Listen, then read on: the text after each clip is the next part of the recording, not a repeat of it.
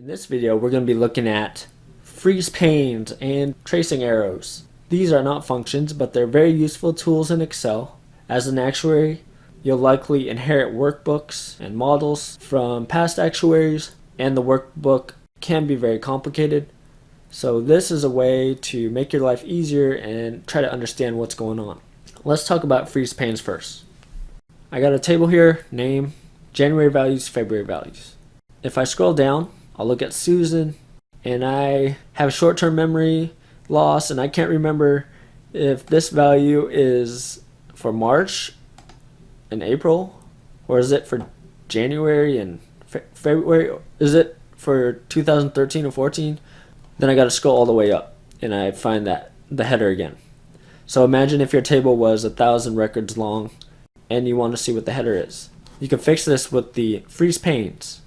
Under View, go to Freeze Panes, and you have three options: Freeze Panes, Freeze Top Row, Freeze First Column.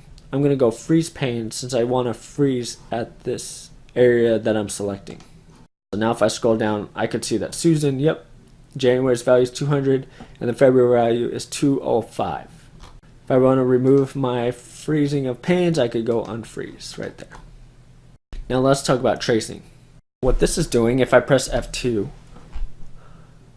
it is summing up my January values.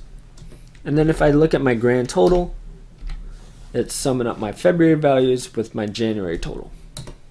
So I got 6818. Models could be way more complicated than this, but to figure out what's going on, you could go to Formulas and Trace Precedents, show you what you're tracing, and it's taking the January values. If I want to remove the arrows, I could do that. If I want to trace the dependents, so what depends on this cell, this grand total does depend on it.